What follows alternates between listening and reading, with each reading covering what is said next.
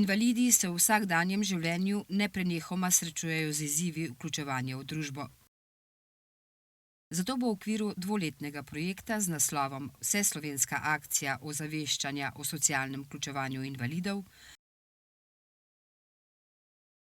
potekalo več dogodkov, s katerimi bo Nacionalni svet invalidskih organizacij Slovenije skušal opozoriti na položaj ljudi z oviranostmi.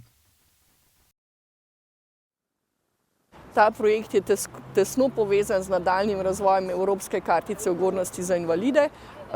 To kartico poznamo v Sloveniji že nekaj let. Je bila pa Slovenija ena prvih držav, ki je pristopila k promociji Evropske kartice za invalide. Ta je pa sicer s strani Evrope v tem letu še posebej spodbujena. Sam projekt bo potekal 2 leti, namenjen je pa osveščanju javnosti o pomenu vključevanja invalidov, o življenju in delu invalidov. Pokrit bo tudi z različnimi medijskimi vsebinami, namenjeni promociji enakopravnega vključevanja invalidov, pa tudi k osveščanju ponudnikov različnih dobrin in storitev, zato da se zavedo, zakaj je tako pomembno zagotavljanje dostopnosti različnim skupinam invalidov do vseh sicer javnosti namenjenih storitev in drugih dobrin. Prva v sklopu teh akcij je bila razstava fotografij na Krakovskem nasipu v Ljubljani, ki so jih v okviru NSIOS prispevale invalidske organizacije. Fotografska razstava ob Ljubljanici, v takem lepem ambientu in daje utrinke iz življenja in dela invalidov, prikaže to, kar rečejo, da slika pove včasih več kot 1000 besed. V sodelovanju so bile povabljene vse invalidske organizacije, ki delujejo v okviru Nacionalnega sveta invalidskih organizacij Slovenije. To pomeni 24 reprezentativnih invalidskih organizacij in drugih organizacij, ki delujejo na ravni celotne države.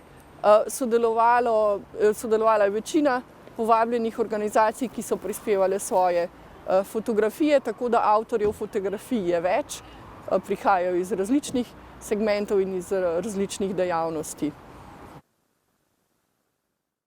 Razstava bo gostovala tudi v Državnem zboru RS ter v slovenskih knjižnicah in drugih zainteresiranih skupnostih.